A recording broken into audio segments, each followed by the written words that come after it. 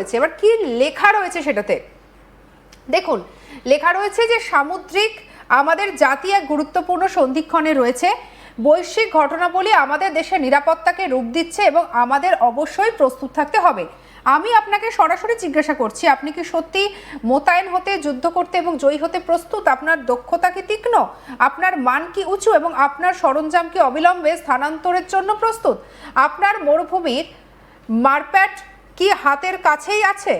আপনার সরঞ্জাম কি প্যাক করে এবং তুলে নিয়ে যাওয়ার জন্য প্রস্তুত, নাকি তা আপনার বাড়ির কোনো এক কোণে গুছিয়ে রাখা আছে?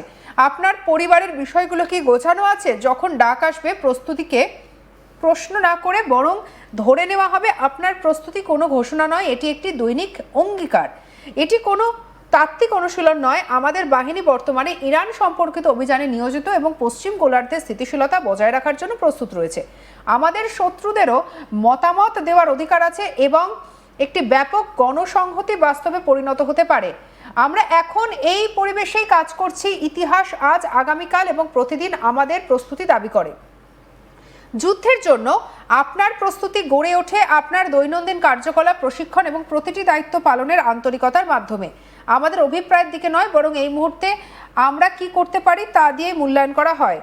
আপনার প্রস্তুতি যাচাই করুন, আপনার মানদণ্ড আরও কঠোর করুন, আপনার পরিবারকে প্রস্তুত করুন। আমাদের জাতি একটি সুশৃঙ্খল, সক্ষম এবং তাৎক্ষণিক পদক্ষেপের জন্য প্রস্তুত বাহিনী প্রত্যাশা করে।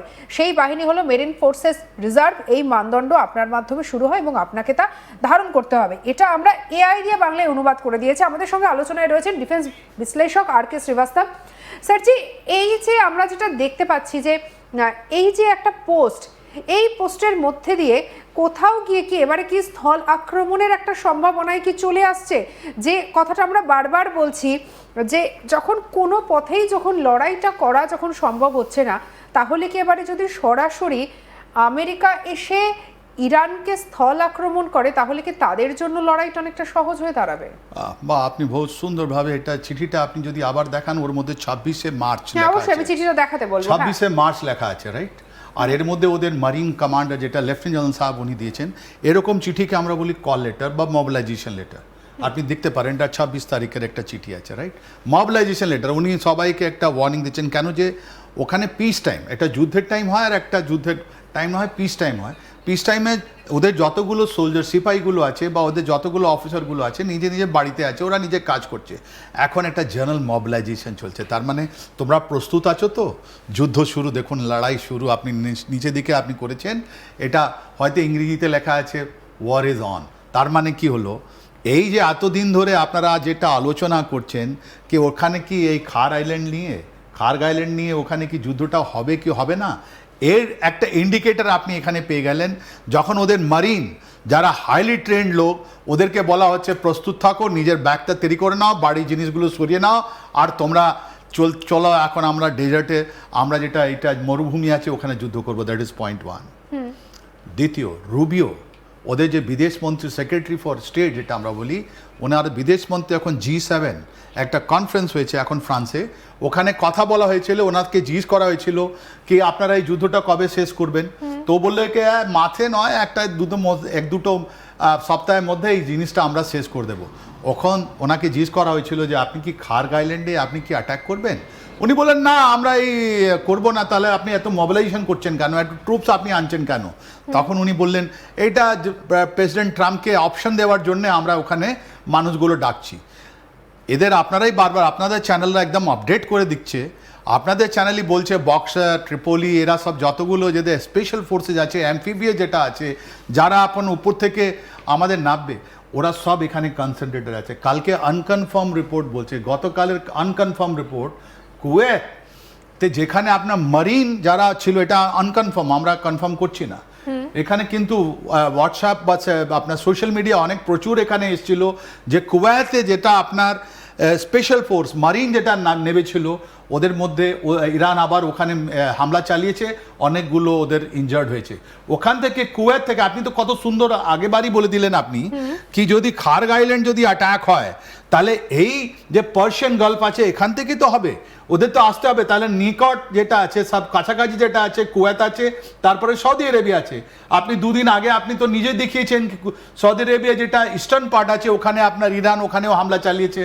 আর গতকাল সৌদি আরেবিয়ার রিয়াদাতে আপনার যত ওদের হাওয়াই জাহাজ ছিল আমেরিকান, যেটা সামরিক বিমান ছিল, ওটাও ভঙ্গ করে শেষ করে দিয়েছে। তাহলে কুয়েত, সৌদি আরেবিয়া, ইউনাইটেড আরব এমিরেটস, বাহরিন, কোনো জায়গা ওরা ছাড়েনি, কোনো জায়গা ওটা ছাড়েনি। তাহলে স্যার আমরা একটুখানি আপডেটগুলো একটু দেখি যে আপডেটগুলোতে ঠিক কি বলা হচ্ছে। বাহ, বান্দার আব্বাস দেখবো, দেখতে পাচ্ছেন যে 1 ঘন্টা আগের এই রিপোর্টটা, এবং এই রিপোর্টে কিন্তু বলা হয়েছে reports in Iran, US and Israel attacked বান্দার আব্বাস, এবং দেখা যাচ্ছে যে 5 জন মারা গেছে। এটা হচ্ছে 1 ঘন্টা আগের রিপোর্ট। বান্দার আব্বাসের একটা ইম্পর্টেন্স কি আছে, যখন আপনি হরমুজতে যাচ্ছেন তাহলে একটু ভিতরে গিয়ে আপনি দেখবেন এই বান্দার আব্বাস, এটা ঠিক আছে ওর উপরে একটা সিম্বল দেওয়া আছে, কোনো ব্যাপার নয়। ওখানে ম্যাক্সিমাম জুম করে দেখাচ্ছি, এটা ইসরায়েলি ইরানিয়ান যেটা নেভাল হেডকোয়ার্টার্স আছে, ইরানিয়ান যতগুলো মিসাইল বা আন্ডারগ্রাউন্ড ছিল আছে, ওটা বান্দার আব্বাসে ছিল। এটা একটা ইম্পর্টেন্ট পোর্ট, আর ওখানে ওরা বম মেরে ওটা কি করেছে, এটা ডিফাঙ্ক করে দিল। আর এখন বান্দার আব্বাস যদি এখানে ওদের না থাকে, তাহলে এই যে 66 কিলোমিটার যেটা আপনার হরমুজে যেটা আছে, মানে স্যার এখান থেকে এই যে এই লোকেশনটার হচ্ছে এই যে হ্যাঁ যে দূরত্বটা, সেই দূরত্বটার কথা আপনি বলছেন, মানে এই দূরত্বটা, এই গুরুত্ব মধ্যে ওরা যে একটা এত বড় পোর্ট ছিল ওটা শেষ করার পর, তার মানে ওরা এখানে যে কোনো জাহাজ গেলে ওরা ওখান থেকে একটা মিসাইল বা একটা স্পিড বোট বা একটা আপনার টর্পিডো এটা পাঠাতে পারবে না। তো this is the first important, very nice.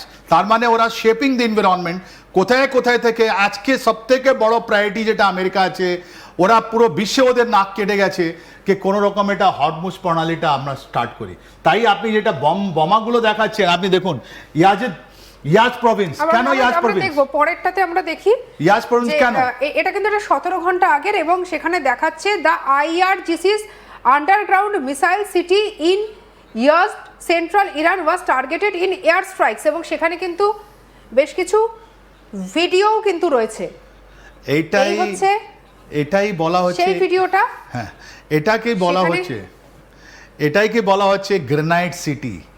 আপনার 500 মিটার তলায় একটা রেল সিস্টেম আছে, 500 তলায় নিচু তলায় আপনাদের ইরানিয়ান যেটা মিসাইল ফ্যাক্টরি আছে, যেটা এখন পর্যন্ত এটা কিন্তু শেষ করতে পারেনি।